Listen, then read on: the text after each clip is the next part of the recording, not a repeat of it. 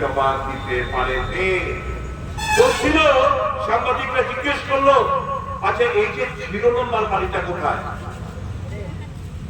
বলছে ও তো ফুটপাথ पे যাদের বাড়ি করতে करोड़ों करोड़ों लोग जो फुटपाथ पे रहते हैं जिनका कोई घर वाली नहीं है, तो हम लोग क्या करें? हम इसको 0 आधार संख्या तो जिनका आधार में जो 0 एड्रेस में তাদের তো আধার কার্ড রয়েছে, এই আধারের মধ্যে যে অ্যাড্রেস, সেই অ্যাড্রেসে তো 0 নেই, তাহলে তুমি কিভাবে এটা উত্তর? কোন উত্তর নেই। চুরি করতে গিয়ে পড়া পড়েছে, এখন থামাচা বাঁচার চেষ্টা হচ্ছে, এখন ন্যায করতে হয়ে গেছে ইন্ডিয়া।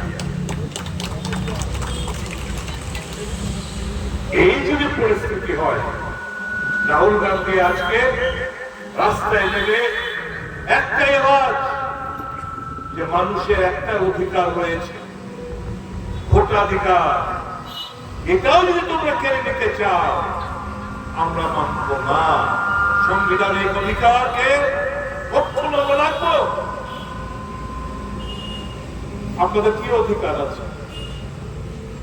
একটাই, আপনাদের কাছে আমরা যারা রাজনীতি করি, আপনাদের কাছে লজ্জাজনক একটা কারণ, কারণ আপনাদের কাছে ভোটের অধিকার রয়েছে। ভালো কিছু করতে না পারলে ভোটের মাধ্যমে আপনারা যে কোনো সরকারকে শিক্ষা দেবেন, সেই অধিকারটা কেড়ে নিতে চাইছে ভারতীয় জনতা পার্টি। আমার নেতা রাহুল গান্ধী এই লড়াইটা দেশব্যাপী লড়াই চালিয়ে যাচ্ছেন। আমরাও বিভিন্ন জায়গায় এই 22 তারিখ থেকে আজ থেকে শুরু হয়েছে, রাজ্যের প্রত্যেক আগামী 7 তারিখ অবধি চলবে। দেশের বিভিন্ন শহরগুলোতে মানুষের কাছে এই আওয়াজটুকু আমরা নিয়ে যেতে চাইছি। কিভাবে চোট্টামি করে, চোরামি করে তারা ক্ষমতায় বসেছে নরেন্দ্র মোদী, এবং বিভিন্ন স্টেটে, মহারাষ্ট্র, হরিয়ানা থেকে শুরু করে বিভিন্ন জায়গায়, এবং বিহার নির্বাচনে সেটা করতে চাইছে এই এসআইআর এর মাধ্যমে।